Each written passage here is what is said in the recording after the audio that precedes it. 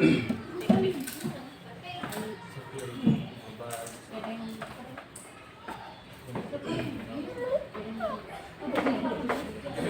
mohon maaf Bapak Ibu kesalahan teknis ya, karena kita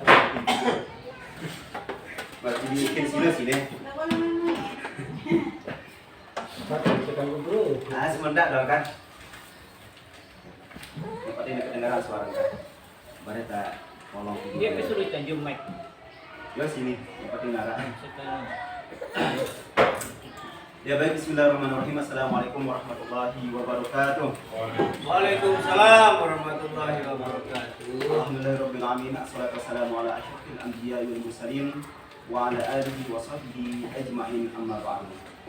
Yang sama-sama kita hormati Bapak, Ibu Waka beserta segenap dewan guru yang hadir pada kesempatan hari ini dalam rangka OJT, on the job training, yang merupakan bagian dari program pengimbasan apa yang telah didapatkan ketika ada agenda yang terkait dengan pembelajaran mandiri dan kecerdasan coding dan kecerdasan buatan. Nah, jadi Bapak Ibu, ini merupakan salah satu dari rangkaian kegiatan sekolah-sekolah penerima bos kinerja. Ya, nah, kalau di Kecamatan Suela itu ada 3. Yang pertama kita sendiri, SMP Kejuruteraan Ilmu Tangga, kemudian SMP IT An-Najiyah, kemudian SMP Al-Wadi, Wadi Quran, yang di sana yang di Sutarama itu. Ini untuk yang swasta. Nah, kalau untuk yang negeri ada SMP 2, SMP 1, itu ada. Hanya beberapa memang yang mendapatkan bos kinerja. Nah, bos kinerja ini dilihat dari peningkatan rapor pendidikan kita dari tahun ke tahun. Nah, tahun pertama pakai rekaman,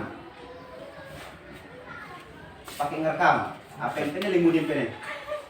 Kadang ngerekam gitu.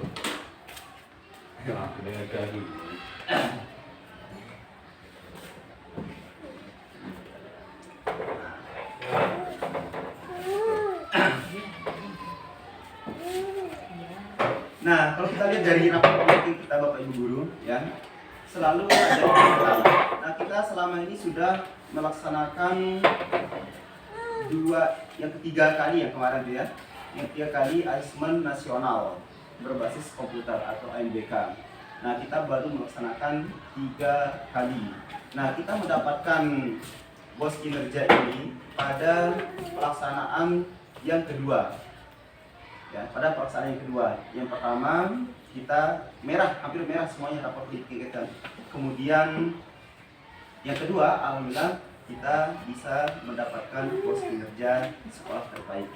Nah, itu merupakan hasil dari kerja keras kita, kerja keras dari dewan guru, kemudian dari wali-wali murid, kemudian dari peserta didik itu sendiri. Ya. Nah, Bapak Ibu, kemudian selain daripada Amubi, nyala video ontas ini. Kau berarti mengatakan ya di dek seperti nanti materi itu deh. Jadi dek ngopi. Ulang dia di kepala. Ya, dek kau nanti kan kita potong-potong deh nanti kan. Enggak masalah. Nah, karena ini kita sedang menjalankan tugas dan Bapak Ibu Guru juga harus ikut serta, gitu maksudnya, ya. Bapak Ibu Guru, terkait dengan penguatan visi dan misi SMP Kejuruteraan Ilmu Tangga, sebenarnya sebelum melakukan penyusunan visi misi, ya, ini merupakan bagian dari 8 dimensi pendidikan Indonesia, ya. Yang pertama itu ada namanya istilah itu standar isi segala macam gitu ya. Standar isi itu banyak, itu diantara itu ada KOSP yang namanya kurikulum operasional satuan pendidikan. Sehingga kalau kita bahas, sebenarnya kalau kita bahas di sini tentu mungkin bisa memakan waktu kurang lebih 1 minggu yang untuk membahas itu. Apalagi untuk menyusun visi misi segala macamnya. Untuk KOSP itu saja kurang lebih jumlah lembar halamannya itu kurang lebih 52 Bapak Ibu ya. Belum lagi KTSP segala macamnya. Itu banyak sekali ya administrasi dalam pendidikan, sangat banyak. Nah, tentu kita tidak akan membahas sejauh itu ya, karena selain memporsir banyak waktu dan juga saya yakin Bapak Ibu guru juga tidak akan punya banyak waktu untuk mengikuti hal-hal seperti ini, kecuali jika kita mengabdi di sekolah-sekolah negeri, tentu kita harus mengikuti hal seperti itu ya. Nah, siapa yang bikin? Ya, saya ini ya. Saya, kalau kita lihat di dalam sana, di dalam kantor itu beda visi-misinya. Karena itu visi-misi kita saat proses akreditasi dulu. Itu saya bikin acak-acakan memang gitu ya. Nah, untuk sebelum kita menyusul semua itu Bapak Ibu ya, langkah pertama kita adalah menganalisis karakteristik dari sekolah kita. Sebetulnya budaya setempat, kemudian program-program unggulan kita itu apa saja, itu banyak sekali sebelum kita menyusun visi dan misi ya. Tapi langkah itu kita step, kita bikin saja ya, mudah-mudahan gunakan kita ya. Jadi Bapak Ibu, untuk visi misi ya, itu merupakan kompas kita atau arah kita untuk kemana kita akan membawa sekolah kita ya, itu visi. Nah, bagaimana langkah-langkah kita itu akan dituangkan ke dalam misi dan tujuan sendiri. Nah, seperti yang Bapak Ibu ketahui bahwa program unggulan kita di sini adalah yang pertama tahfizul Quran, kemudian bahasa Inggris ya, program-program unggulan kita. Sedikit tentu juga kita harus tahu sedikit sejarah tentang SMP ini dulu ya. Jadi dulu awal dari pembentukan SMP ini merupakan tujuan utamanya untuk mewadahi anak-anak yatim, piatu, terlantar, dan kurang mampu atau yang masuk dalam kategori LKSA, Lembaga Kesejahteraan Sosial Anak. Nah, itu untuk mengapresiasi mereka. Karena sekitar tahun 2018 hingga tahun 2020 itu kondisi panti asuhan santri itu hampir tidak ada waktu itu. Ada 3, 5 sehingga pengurus yayasan dan pengurus panti asuhan berinisiatif untuk membuat SMP. Tentu yang namanya kita mendobrak atau membuat sesuatu hal yang baru, tentu itu tidak mudah Bapak Ibu. Belum lagi tantangan-tantangan dari eksternal kita. Kalau tantangan dari internal ada juga dulu ya, ada dulu. Bahkan dulu SMP ini dulu dideklarasikan di tempat jadinya itu dulu ya, terus sudah bisa jadi. Padahal sebelumnya itu banyak tuh pertemuan untuk membahas pendidikan SMP. Nah, waktu itu karena banyak kalangan dari internal juga ya, tapi saya tidak sebutkan namanya, banyak memang waktu itu yang menolak ya, sehingga yang diundang rapat oleh Pak Guru Supratman selaku wakil ketua yayasan waktu itu hanya mengundang beberapa orang. Saya juga nggak tahu waktu itu, tiba-tiba dapat SMS dari mungkin satu udah lupa ya, SMS rahasia katanya gitu kan, makanya saya nggak sebarkan waktu itu SMS-nya itu. Jadi yang dari kalangan muda waktu itu saya sama Saturi dulu, kemudian beberapa orang luar gitu ya, karena di internal kita waktu itu memang masih banyak peralatan walaupun tidak diubah ke forum gitu. Karena biasa kan kalau kita di sini rasa sungkan kita itu masih banyak memang rasa sungkan kita terhadap orang tua. Nah, tapi alhamdulillah tantangan internal kita itu cepat berubah ke dukungan tadinya itu. Nah, tetapi tantangan waktu kita pendirian itu ya, yang terbesar itu adalah tantangan dari eksternal kita. Itu sesuatu hal yang lumrah memang. Nah, tantangan eksternal udah selesai. Sekarang akhirnya yang lebih berat lagi, tantangan internal kita. Itu yang lebih berat. Ya, sama halnya dengan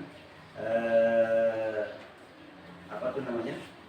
Ketika masa-masa perjuangan kita dulu, tantangan itu kan eksternal penjajah, tapi sekarang tantangannya adalah masyarakat itu sendiri. Ya seperti lagu kesukaannya Ustaz Mahyudin itu. Ya, apa tuh katanya? Ya itu udah ya yang sering disetel sama Ustaz Mahyudin itu. Nah, jadi visi misi ini merupakan arah tujuan kita bergerak, Bapak Ibu ya. Jadi setiap sekolah atau setiap segala sebuah hal yang kita akan lakukan itu harus punya visi dan misi, dan kemudian juga tujuan. Ya, next, Ustaz Ilyas.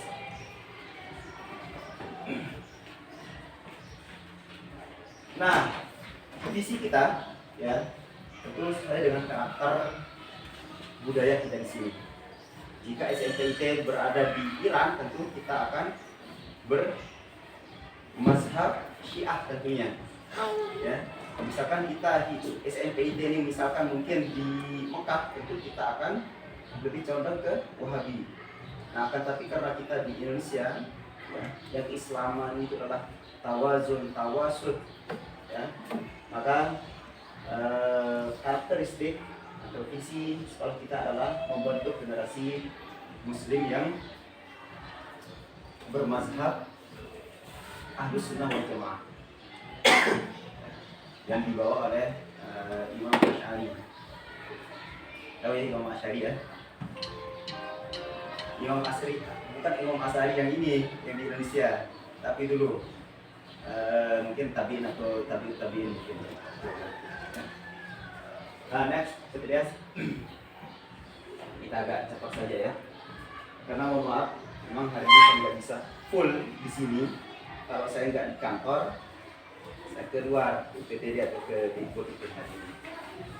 Tapi saya nggak bisa menemani teman-teman full di sini ya, karena pekerjaan ini banyak sekali. Juga uang bos saja belum cair nih, gara-gara kita sibuk terus. Nah, kemudian adalah berakhlak mulia. Nah, ini adalah yang terpenting. Seperti yang saya mau bilang, bapak aja nih kebiasaan ngomong sama anak-anak. Nah, seperti pembahasan kita pada rapat sebelumnya, ya, pembentukan akhlak karakter itu yang terpenting.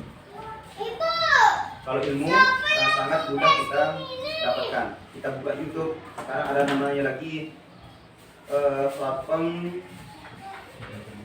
belajar mandiri, ya. Besok kita bahas tuh di KKA itu ya.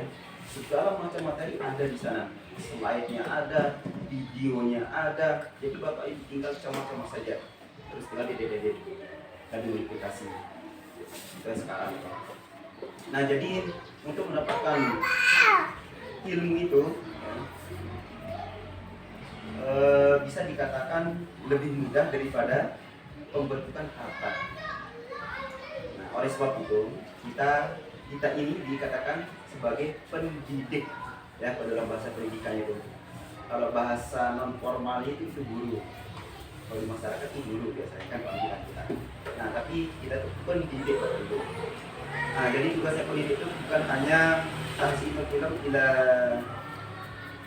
dihni fikrit tulab, bukan ini katanya Rusu ini ya. Rusu seorang filsuf Yunani. Jadi pendidik itu bukan hanya mentransport knowledge atau keilmuan ke dalam pikiran anak, bukan, tetapi mendidik anak-anak supaya menjadi generasi yang tangguh, generasi yang berpendidikan. Ya, itu juga kita lakukan. Nah, kembali bisa ulang lagi kesepakatan kita kemarin itu ketika rapat.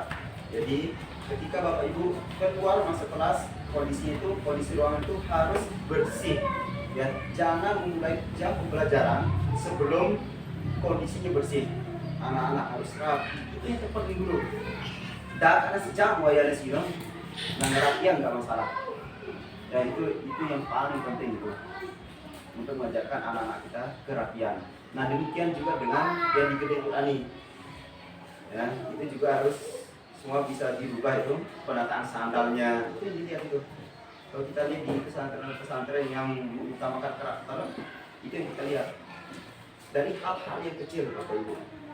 Jadi berpikir terlalu jauh lah itu ya. Yang kecil-kecil saja. jangan makan berdiri. Oleh karena itu Bapak Ibu, saya tidak heran ketika anak-anak kita nakal atau apa gitu. Makanya saya nggak terlalu nggak terlalu marah kalau lihat anak-anak ini berbuat kesalahan atau apa. Mungkin diri kita mungkin salah, mungkin kita yang melihat sama anak didik kita, bisa kita tidak menjaga. Kemudian mungkin kita sering makan berdiri juga mungkin, atau sering dilihat kencing berdiri mungkin, kita nggak tahu juga. Yang mungkin itu yang dilihat sama anak didik kita sehingga anak-anak seperti ini. Nah jadi kita harus introspeksi diri kita dulu ya, supaya bisa dididik oleh peserta didik. Karena anak-anak SMP yang dilihat itu adalah tingkah laku kita Bapak Ibu ya, tingkah laku kita. Kalau dari verbal atau tausiah itu sekian persen, akan tapi yang lebih mengena itu adalah yang sifatnya qudwah hasanah atau suri tauladan yang baik dari kita semua yang ada di sini. Kemudian Bapak Ibu, terkait dengan akhlak karena sangat penting. Tentu akhlak adab itu bukan hanya salam guru, bukan hanya sekedar itu.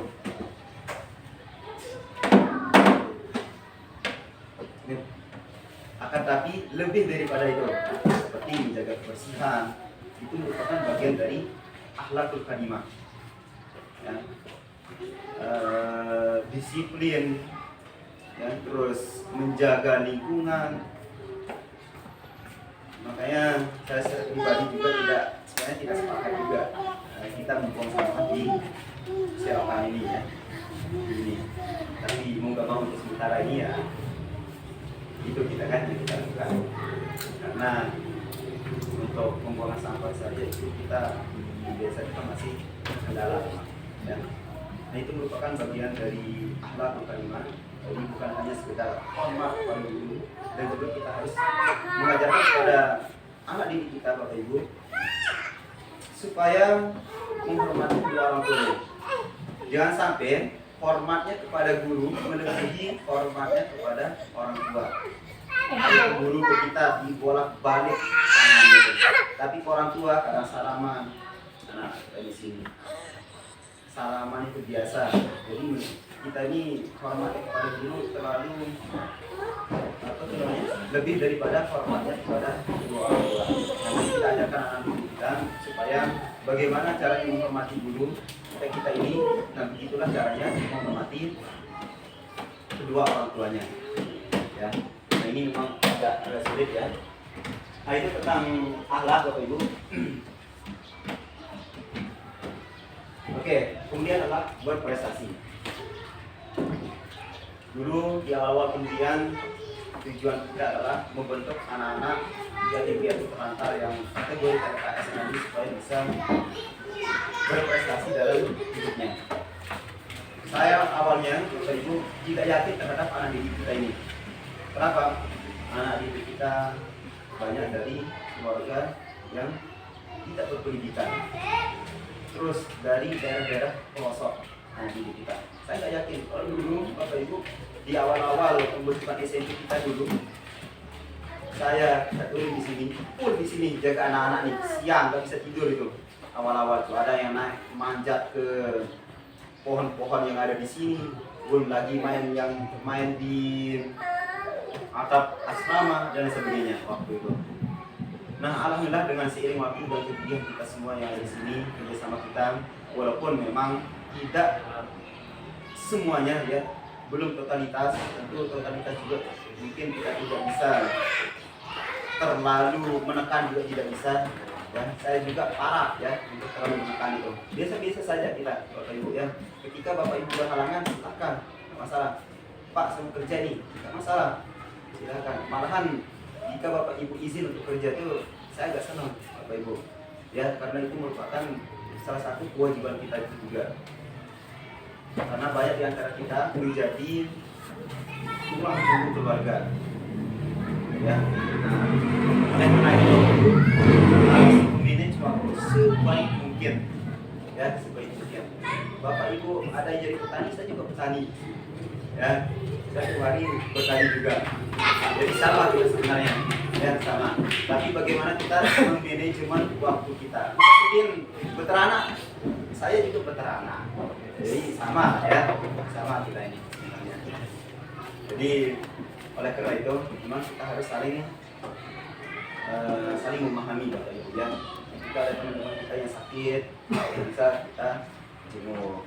Jadi kita bangun di sini adalah nuansa kekeluargaan.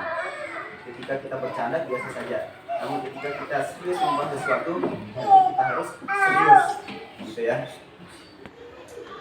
Nah, melanjutkan ini Bapak Ibu ya, terkait prestasi tadi, ternyata anak-anak kita tuh bisa mengalahkan sekolah-sekolah negeri. Apa buktinya?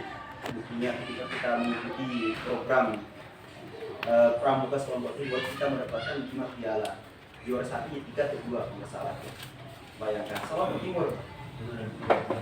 Oh iya, juara 1 berapa? 1 ya? Nah itu Solo Timur. Coba, mengalahkan sekolah-sekolah negeri yang sudah lebih mampu daripada kita. Saya jujur, saya pribadi saya lebih suka bekerja dengan media seadanya, tapi outputnya itu luar biasa. Nah di sanalah letak perjuangan kita Bapak Ibu ya. Di sanalah letak perjuangan kita. Kemudian kita ikut di angka yang di Jambran kemarin itu juara 1 umum. Ini yang ekstra Bapak Ibu ya, yang ekstra. Yang akademik kita nggak kalah juga. Kita setara dengan sekolah-sekolah yang sudah maju, Cahaya Bangsa segala macam itu. Buktinya Bang, kita mendapatkan bos kinerja terbaik. Ya, itu baru. Jadi saya sangat-sangat yakin walaupun acak-acak dua si tenis ini dia biasa lah, ya. Akan tapi karena nuansa kekeluargaan kita, terus kedekatan kita kepada santri, itulah yang membuat anak-anak kita bisa seperti itu, bisa berprestasi. Ya. Nah makanya untuk tahun ini kita usahakan ya untuk prestasi akademik itu tetap kita ikut sertakan anak-anak kita yang di sini. Yang terakhir kemarin Olimpiade itu sebenarnya kita lolos kemarin tuh untuk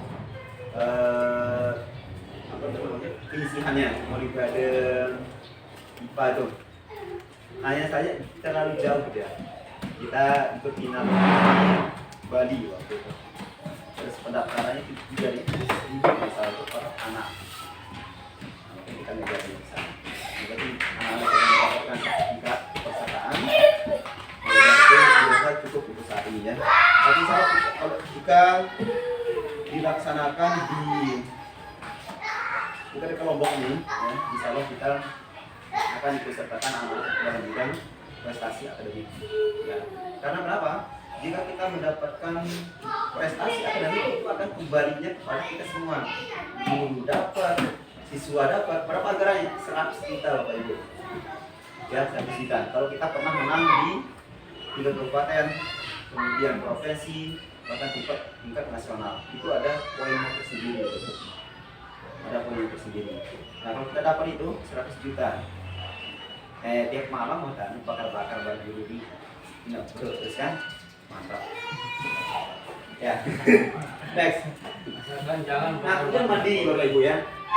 Salah satu visi kita adalah mandiri. Kata-katanya sebenarnya ada kalimatnya sebenarnya.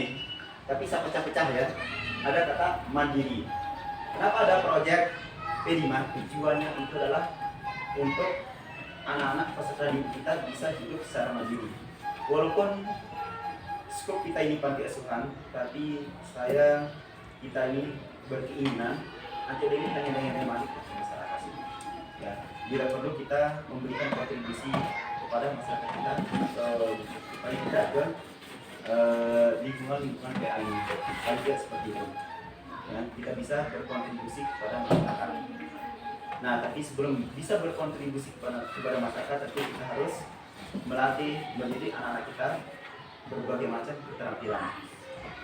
Nah, di sini kebetulan ada Pak Yustira sebagai ketua P5 ya.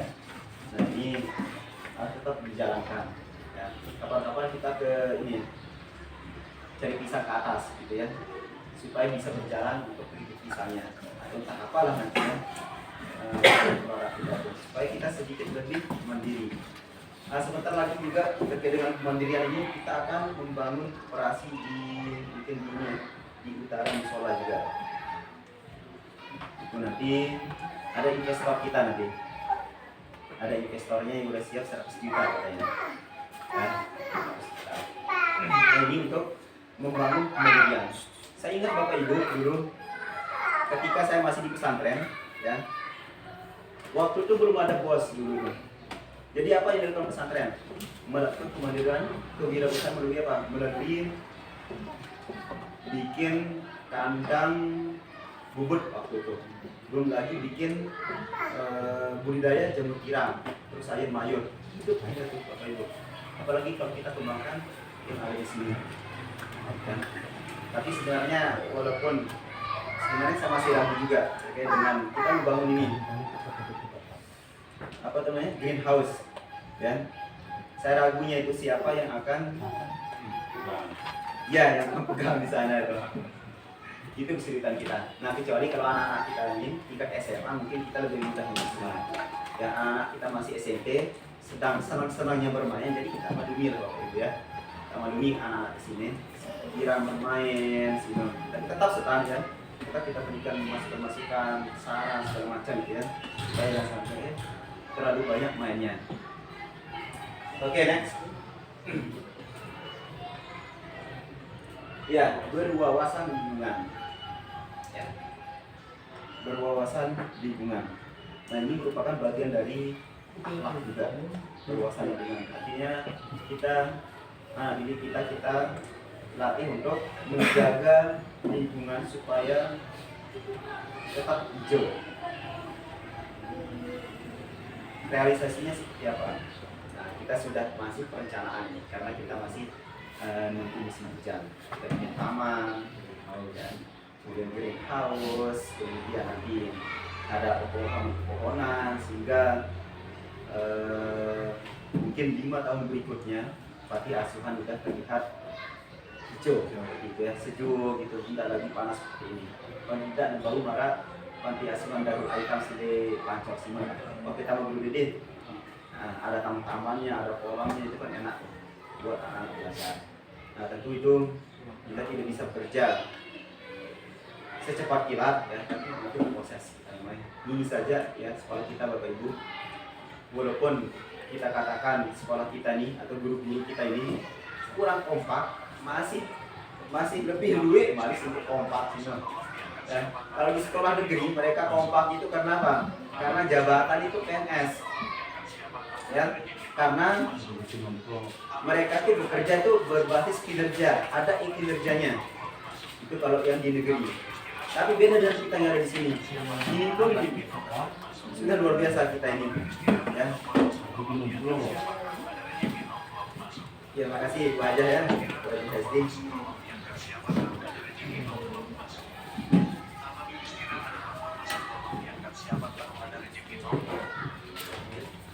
Oke, lanjut.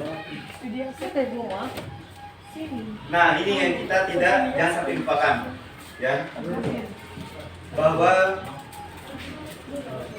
sekolah kita, segala kegiatan kita yang ada di sini merupakan harus dalam pikir Nahdlatul Wathon, ya, Nahdlatul Wathon.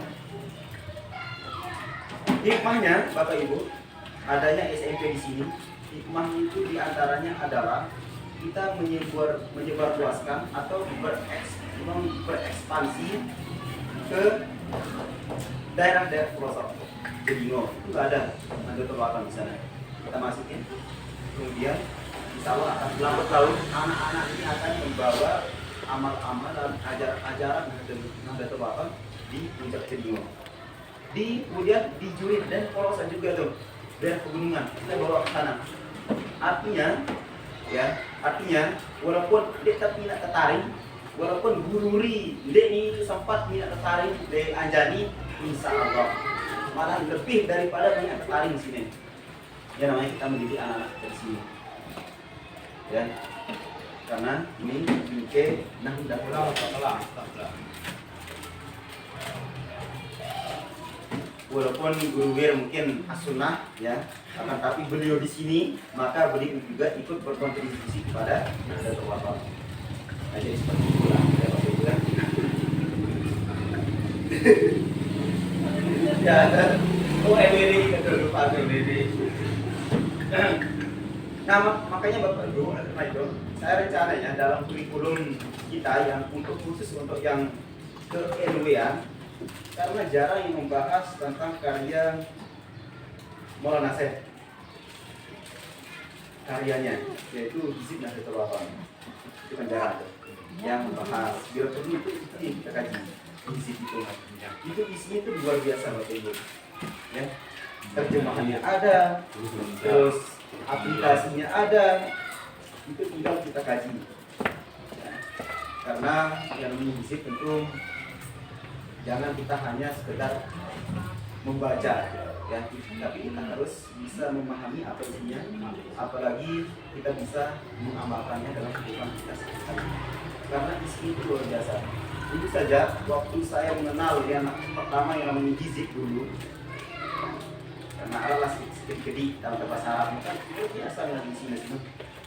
Waktu itu di sini dulu tuh, saya kan nggak bisa baca ini di sini lagu di sini, nggak saya bisa.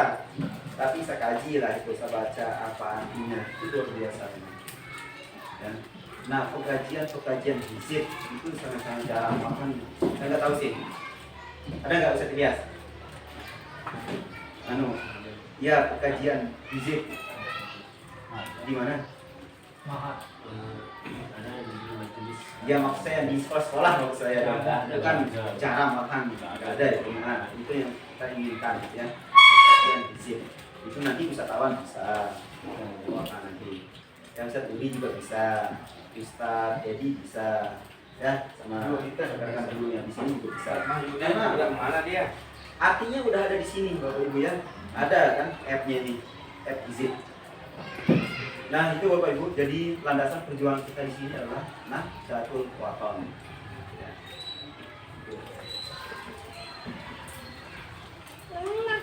Apa artinya rumah Nahdlatul Wathon?